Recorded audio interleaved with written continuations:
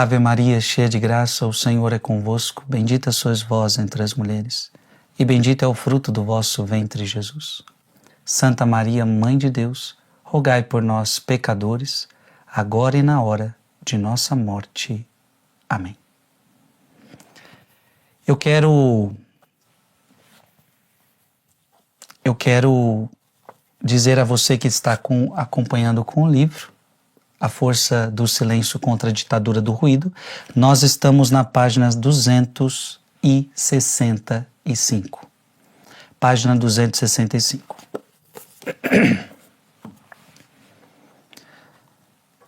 Qual seria o seu maior desejo no que diz respeito ao lugar do silêncio na liturgia? Uma pergunta ao Cardeal Sará. Qual seria o seu maior desejo no que diz respeito ao lugar do silêncio na liturgia? Cardeal Sará diz: não tenhamos medo do silêncio litúrgico. Como gostaria que pastores e fiéis entrassem com alegria nesse silêncio cheio de reverência sagrada e amor ao Deus inefável. Ou seja, a liturgia é lugar de silêncio. Muitas vezes nós achamos que liturgia é sempre alguém estar falando alguma coisa, sempre alguém estar cantando alguma coisa, e nós esquecemos muitas vezes que liturgia também é lugar de silêncio. Que na liturgia precisa haver momentos de silêncio. Como eu gostaria que as igrejas fossem casas onde reina o silêncio, que anuncia e revela a presença adorada de Deus. Ah, como seria bom, né? Se as igrejas fossem lugar de silêncio. Como seria bom. Eu gosto muito de ir a algumas igrejas da Itália, por exemplo. Por exemplo, ali em Assis, quantas igrejas você vai e você vê um silêncio? Como é triste quando nós adentramos numa igreja e a gente vê aquele falatório antes da missa, né? Antes da missa, aquele falatório. Como gostaria que as igrejas fossem casas onde reina o silêncio, que anuncia e revela a presença adorada de Deus. Como eu gostaria que os cristãos na liturgia pudessem experimentar a força do silêncio. O Monsenhor Guido Marini, mestre de cerimônias pontifícias, em Liturgia, a Glória de Deus, a Santificação do Homem, ele fala do silêncio nos seguintes termos. Uma liturgia bem celebrada em suas diversas partes, realizada uma feliz alternância de silêncio e palavra, na qual o silêncio anima o discurso e permite que a voz ressoe com extraordinária profundidade, guardando cada expressão oral num adequado clima de recolhimento. O silêncio exigido não deve ser considerado como uma pausa entre um momento da celebração e o próximo. Deve antes ser considerado como um verdadeiro momento complementar da palavra, da oração vocal, do canto, dos gestos dentre o ritual. Olha que bonito, né? Então, não tenhamos medo do silêncio na hora da liturgia. Então, são vários espaços na hora da missa, por exemplo, que nós podemos fazer silêncio. A gente pode fazer silêncio no ato penitencial. A gente pode fazer silêncio no ofertório, muitas vezes. Nós podemos fazer silêncio ali depois da pregação, depois da homilia. Nós podemos fazer silêncio na ação de graças, depois da comunhão. Nós podemos fazer silêncio em tantos momentos. O cardeal Joseph Ratzinger já anotava em seu livro O Espírito da Liturgia: o grande mistério que supera toda palavra nos convida ao silêncio. E o silêncio, é claro, pertence também à liturgia. O silêncio pertence à liturgia. Precisamos que o silêncio seja pleno, que não seja simplesmente a ausência de palavras e ações. O que esperamos da liturgia é que ela nos ofereça esse silêncio substancial, positivo, em que possamos encontrar a nós mesmos. Um silêncio que não é mera pausa dos milhares de pensamentos e desejos que nos assaltam, mas uma meditação que nos traz paz interior e nos permite respirar e descobrir o essencial. Então, como seria bom se você precisa ir para a igreja para buscar silêncio, para buscar oração. Eu sei, dentro da igreja também você vai se encontrar com pessoas que você ama. Eu sei que dentro da igreja você vai se encontrar com a comunidade. Mas como seria bom, né? Se, por exemplo, a gente quer conversar, às vezes quer ficar um grupinho conversando ali, vamos para o salão paroquial, vamos conversar lá no salão paroquial. Mas na igreja seria tão bom se a gente fizesse da igreja um lugar de silêncio e adoração.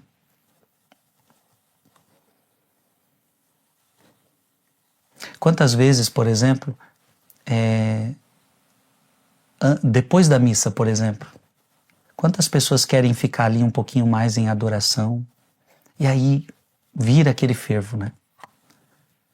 Vira o fervo de pessoas conversando, vira o fervo de ministério de música que não quer parar de tocar o canto final. Ou seja, eu não vou ficar aqui falando porque seriam muitas coisas que a gente vê em todas as igrejas, ou na maioria delas, talvez algumas exceções. Mas como seria bom se as igrejas fossem lugar de silêncio? A gente precisa trabalhar por isso, a gente precisa favorecer isto. Quantas vezes eu já vi pessoas ficam incomodadas porque nós estamos fazendo a homilia. Então está tendo a pregação da palavra. E tem pessoas que ficam conversando durante a homilia. Durante a homilia e conversa. Só que aquela pessoa não quer escutar, aquela pessoa veio para a igreja, nem sei porquê. Mas quantas vezes eu já vi que os outros, muitas vezes tem que falar, gente, se vocês não fazerem em silêncio, a gente não consegue escutar, se concentrar no que o padre está falando. Olha que situação chata. Então a pessoa vai para a igreja para bater papo, para papear e fica a missa inteira conversando com quem está do seu lado. Veja, uma pessoa que vai para a igreja assim, ela não entendeu nada do que é a missa, do que é a liturgia, ela não entendeu nada do que é estar na casa de Deus. É preciso silêncio para entender o que está acontecendo, os mistérios que ali estão acontecendo. Por favor, meu irmão. E não tenha respeito humano. Tem vezes que a gente não pode ter respeito humano. Ou seja, o que é respeito humano? Alguém começa a falar com você e você tem vergonha de dizer que não é momento. Ali você não pode ter respeito humano. Você tem que falar, olha, depois a gente conversa. Shhh.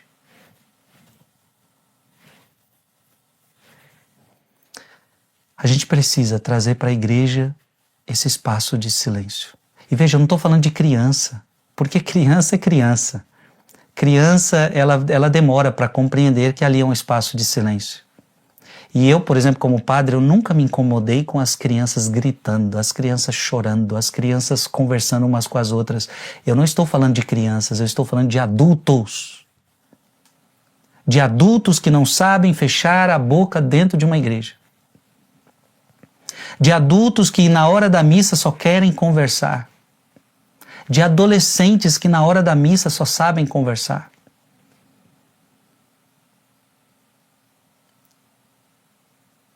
Que eu e você saibamos fazer silêncio. É claro que existem conversas dentro da missa que são próprias da liturgia, um que precisa pedir uma coisa para o outro, é um padre que faz o comentário com outro padre, sei lá, são tantos assuntos que talvez estão dentro daquele contexto. Mas você sabe o que eu estou falando aqui? Eu estou falando de a pessoa que está na missa e ela está falando de outra coisa, ela está em outra realidade. E, portanto, é uma pessoa que não vai conseguir adentrar no mistério de Deus sem o silêncio. Precisamos que o silêncio seja pleno, que não seja simplesmente a ausência de palavras e ação, O que esperamos da liturgia é que ela nos ofereça esse silêncio substancial, positivo, em que possamos encontrar a nós mesmos. Um silêncio que não é mera pausa nos milhares de pensamentos e desejos que nos assaltam, mas uma meditação que nos traz paz interior e nos permite respirar e descobrir o essencial. É, portanto, um silêncio em que nós simplesmente olhamos para Deus, em que deixamos que Ele nos olhe e nos envolva no mistério de Sua majestade e de seu amor. Perdemos o sentido mais profundo do ofertório.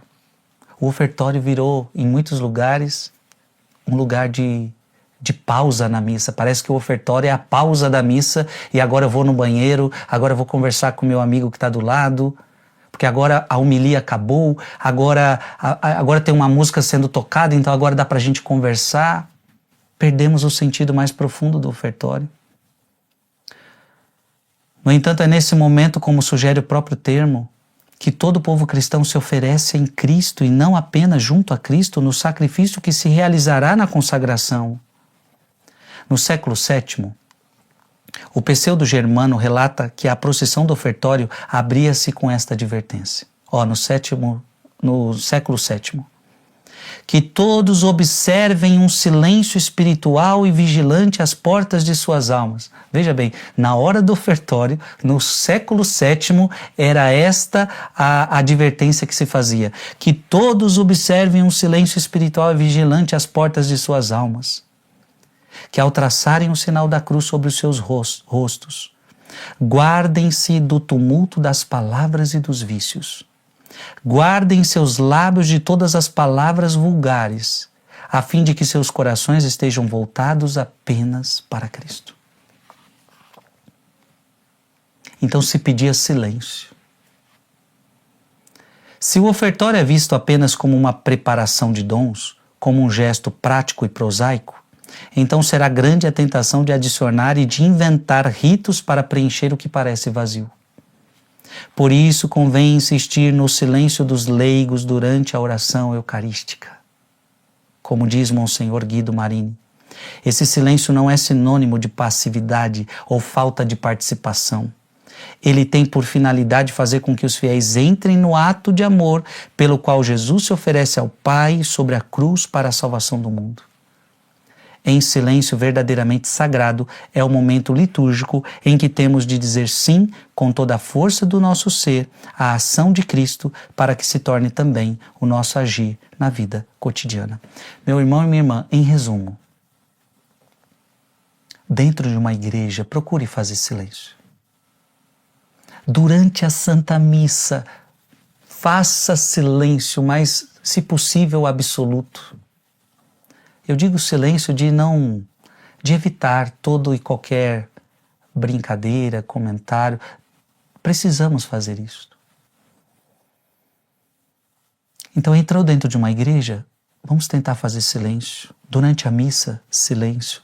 Durante um batismo, silêncio. Durante um casamento, silêncio. Ou seja, durante os atos litúrgicos da igreja. E esse silêncio é para você captar o mistério, é para você captar a voz de Deus que quer falar com você por aquele ato litúrgico. Nessa altura de nossa reflexão, podemos falar do silêncio como um valor ascético cristão. Em sentido negativo, o silêncio é a ausência de ruído. Ele pode ser exterior ou interior. O silêncio exterior diz respeito ao silêncio das palavras e das ações, ou seja, a ausência dos ruídos das portas, dos veículos, das britadeiras, de aviões, do funcionamento ruidoso das câmeras fotográficas, muitas das quais com flashes e também esta terrível floresta de celulares que se erguem com o comprimento dos braços durante nossas liturgias eucarísticas. O silêncio virtuoso ou místico deve evidentemente se distinguir do silêncio de desaprovação, de recusa em dirigir a palavra, o silêncio da omissão por covardia, o egoísmo ou a dureza do coração. O silêncio exterior é uma ascese de domínio no uso da palavra. Antes de tudo, pode ser bom lembrar que é a ascese, pois essa palavra que está longe de ser erguida ao topo da nossa sociedade de consumo, sendo preciso admitir que ela assusta aos nossos contemporâneos e muitíssimas vezes aos próprios cristãos que estão sob influência do espírito mundano. A ascese é um caminho que nos ajuda a remover de nossas vidas tudo o que pesa, isto é, o que entrava na nossa vida espiritual e se constitui um obstáculo à oração.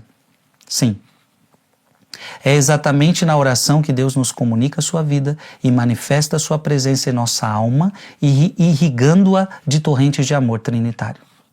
A oração é essencialmente silêncio. Em outras palavras, o cardeal está falando o seguinte: como que nós vamos orar se nós não queremos fazer silêncio? Como que nós queremos participar da missa se nós não queremos fazer silêncio? Como que nós queremos participar de um ato litúrgico sem silêncio? Como que nós queremos nos colocar na presença de Deus sem fazer silêncio? Como que vamos escutar a Deus? Como que vamos orar desse jeito? Portanto, a oração é essencialmente silêncio. A tagarelice, essa tendência a exteriorizar, a expressar todos os tesouros da alma, é extremamente prejudicial à vida espiritual. Levado para fora por sua necessidade de contar tudo, o falador mantém-se longe de Deus, superficial e incapaz de qualquer atividade profunda. Os livros sapienciais do Antigo Testamento transbordam de censuras destinadas contra os pecados da língua, desde o Antigo Testamento. O excesso de falar, especialmente a difamação, a calúnia, como vemos em Provérbios 10, versículos de 8 em diante. Os livros proféticos, por sua vez, evocam o silêncio como expressão do temor reverencial para com Deus. Tudo isso era uma preparação para a teofania de Deus, isto é, a revelação da sua presença em nosso mundo. E aí o cardeal Sará cita várias passagens bíblicas. O Novo Testamento não fica atrás. De fato, encontramos a carta de São Tiago, que obviamente continua a ser um texto clássico sobre o domínio da língua. No entanto, sabemos que o próprio Jesus nos advertiu contra as más palavras, que são a expressão de um coração depravado. Abra aí sua Bíblia, em Mateus, capítulo 15, versículo 19. Mateus, capítulo 15, versículo 19. Porque é do coração que provém os maus pensamentos, os homicídios, os adultérios, as impurezas, os furtos e os falsos testemunhos, as calúnias.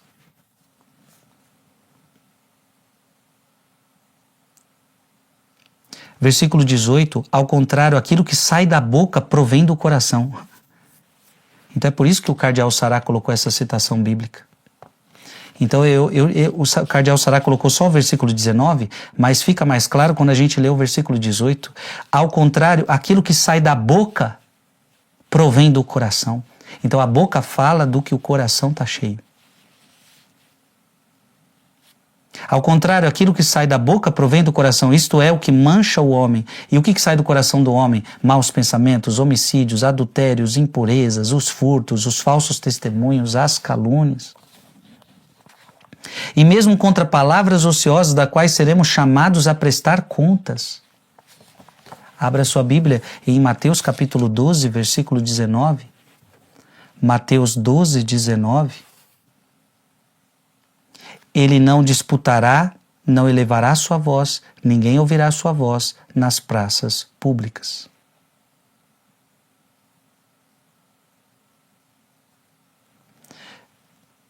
Mateus 12, 36. Eu vos digo, no dia do juízo, os homens prestarão contas de toda palavra vã que tiverem proferido. De toda palavra vã que tiveram proferido. É por tuas palavras que será justificado ou condenado. Gente, olha a importância das palavras. É por tuas palavras que será justificado ou condenado. Forte isso. E é o próprio Jesus falando. Na realidade, o verdadeiro silêncio de qualidade, ele pertence aos que querem ceder o seu lugar aos outros, especialmente ao totalmente outro, que é Deus. Então, qual é o silêncio que nós estamos tratando aqui? É aquele silêncio que você dá espaço para Deus falar. É aquele silêncio que você dá espaço para Deus agir. É aquele silêncio que você dá espaço para Deus fazer na sua vida.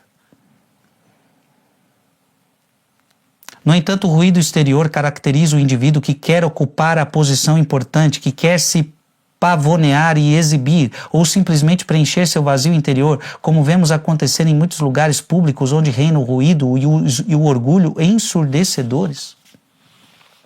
O silêncio interior, entretanto, pode ser constituído pela ausência de memórias, projetos, palavras interiores, preocupações. Mais importante ainda, graças a um ato da vontade, ele pode resultar da ausência de afetos desordenados e dos desejos excessivos. Ou seja, o silêncio que nós estamos tratando aqui é um silêncio muito mais profundo, é um silêncio interior. É o silêncio daquilo que nós acabamos de ouvir Jesus falando, é o silêncio das coisas más dentro de nós, é o silêncio do coração, porque é do coração que provém os maus pensamentos, os homicídios, os adultérios, as impurezas, os furtos, os falsos testemunhos, as calúnias. Ou seja, este é o silêncio. É o silêncio que atinge todo o seu ser, é o silêncio que atinge toda a tua alma. Portanto, o silêncio é uma condição essencial da oração contemplativa? Pergunta o cardeal Sará. No Evangelho, lê-se que o próprio Salvador orava em silêncio, especialmente à noite, ou retirando-se para lugares desertos. O silêncio é típico da meditação da palavra de Deus. Então, se eu quero meditar a palavra de Deus, eu preciso fazer silêncio. Nós o encontramos sobretudo na atitude de Maria diante do mistério de seu filho. A pessoa mais silenciosa do Evangelho, sabe quem é? São José. De quem o Novo Testamento não nos reporta nenhuma palavra. Interessante, né? A Maria, ainda nós encontramos palavras de Maria. Mas e as palavras de José? Não encontramos nenhuma. Um homem silencioso, de quem o Novo Testamento não nos reporta nenhuma palavra. São Basílio considera o silêncio como uma condição de qualquer encontro com Deus. O silêncio precede e prepara esse momento privilegiado no qual temos acesso a Deus, o qual então pode nos falar face a face como nós faríamos com um amigo. O silêncio é, sobretudo, uma atitude positiva de quem se prepara para acolher a Deus pela escuta. Sim, Deus age no silêncio. Daí a razão desta observação tão importante do grande São João da Cruz. O Pai nos diz mais que uma palavra, a saber, seu Filho, e a diz no silêncio eterno. Ele a diz sempre, a alma também precisa ouvi-la em silêncio. O livro da sabedoria já observava a propósito da maneira como Deus interveio para libertar o povo eleito do cativeiro do Egito, que a ação inesquecível ocorreu durante a noite, quando tudo repousava num profundo silêncio e a noite estava no meio do seu curso. A tua palavra onipotente, baixando do céu, do trono real, desceu à terra. Sabedoria 18:14. Mais tarde, esse versículo será utilizado pela tradição litúrgica cristã como prefiguração da encarnação silenciosa do Verbo eterno na manjedoura de Belém. Devemos então fazer silêncio. Trata-se de uma atividade, não ociosidade. Então, silêncio não é vida ociosa. Silêncio é uma atividade. É uma atividade de escuta. Então, se você precisar escutar alguém, é uma atividade, não é ociosidade. Porque para escutar alguém, você precisa ter atenção, você precisa ter cuidado, você precisa ter zelo. Você precisa estar com o coração aberto. Então, o silêncio faz com que a gente escute a Deus e escute as pessoas. Se o nosso celular, olha que interessante, se o nosso celular interior está sempre ocupado porque estamos conversando com outras criaturas, como que o Criador pode ter acesso a nós? Como pode nos chamar? Então, se eu estou sempre ocupado nos meus pensamentos, se eu sempre estou ocupado com a minha rotina, se eu sempre estou ocupado comigo mesmo, como que Deus pode falar comigo? Por isso que bendito seja Deus por esta oração que nós temos feito às 4 horas da manhã. Por quê? Porque é o horário que muita gente está conseguindo se conectar com Deus. É o horário onde o ruído do mundo ainda não despertou. E talvez seja o único momento que muita gente está conseguindo rezar. Então vou ler de novo. Devemos então fazer silêncio. Trata-se de uma atividade, não ociosidade. Se o nosso celular interior está sempre ocupado, porque estamos conversando com outras criaturas, como o Criador pode ter acesso a nós? Como que Ele pode nos chamar? Devemos purificar a nossa mente de seu afã de curiosidades e a vontade de seus projetos para abrirmos totalmente as graças da luz e da força de Deus que quer dar-nos em abundância. Que nós possamos dizer como Jesus: Pai, não se faça a minha vontade, mas a tua. Veja, o que o cardeal Sará está nos propondo é um silêncio que nos tira dos nossos excessos. Você está entendendo isso? A nossa vida é cheia de excessos. Então, o cardeal Sará não está contra você usar um celular. Mas o problema é o excesso de celular. Veja, tudo que a gente falou aqui, o problema são os excessos. Dizer que você não vai ter preocupação nenhuma, isso é mentira. Agora, você tem que se livrar dos excessos das preocupações. Então tudo que é excesso atrapalha a nossa vida e endurece o nosso coração para ouvir a voz de Deus. E Deus quer falar aonde? Deus quer falar no seu coração. Mas como que Deus vai falar ao teu coração se o seu coração está endurecido? E eu provo com uma palavra e termino com ela. Abra sua Bíblia em Lucas capítulo 21.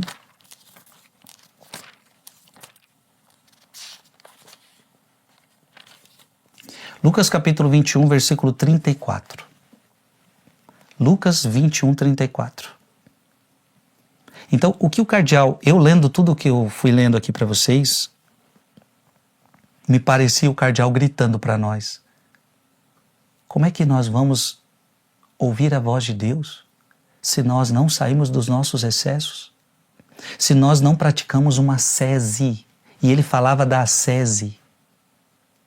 Ou seja, para escutar Deus, preciso fazer ascese, eu preciso colocar limites na minha vida, eu preciso sim colocar limites no celular, eu preciso sim colocar limites em conversas desnecessárias, eu preciso colocar limites, eu preciso podar, eu preciso purificar minha fofoca, minha difamação, minhas mentiras, meus egoísmos. Como que vou escutar a voz de Deus se eu não tenho coragem de purificar o que em mim está em excesso? Abriu sua Bíblia? Lucas capítulo 21, versículo 34. Velai sobre vós mesmos, para que os vossos corações não se tornem pesados. Pesados. E como é que o nosso coração se torna pesado? Jesus vai falar que o meu coração se torna pesado pelo excesso. Pelo excesso. Que os vossos corações não se tornem pesados com o excesso do comer, com a embriaguez, o excesso, com a embriaguez e com as preocupações da vida. Veja, Jesus está dando um conselho extraordinário. E pode prestar atenção, o que é uma vida mundana? A vida mundana é uma vida de excesso. Jesus não está falando que você não pode comer. Jesus não está falando que você não pode beber. Jesus não está falando que você não vai ter preocupação na vida. Agora Jesus está falando dos excessos. O excesso de comer, o excesso de beber, o excesso de preocupações da vida. No versículo 36, vigiai, pois, em todo tempo e orai, a fim de que vos torneis dignos de escapar de todos esses males que hão de acontecer, de vos apresentar de pé diante do Filho do Homem. Olha que bonito, para a gente terminar com chave de ouro. E eu não tinha preparado essa passagem. Durante o dia, Jesus ensinava no templo e à tarde ele saía para passar a noite no monte chamado das Oliveiras. E todo o povo ia de manhã cedo ter com ele no templo para ouvi-lo.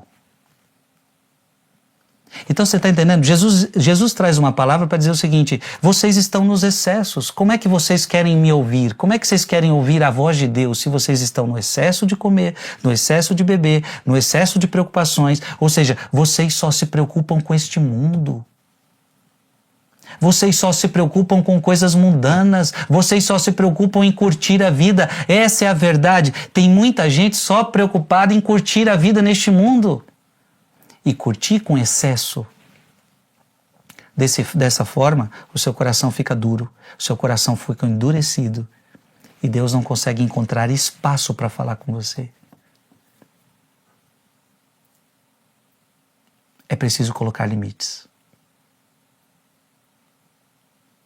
É preciso fazer ascese. É preciso controlar os impulsos.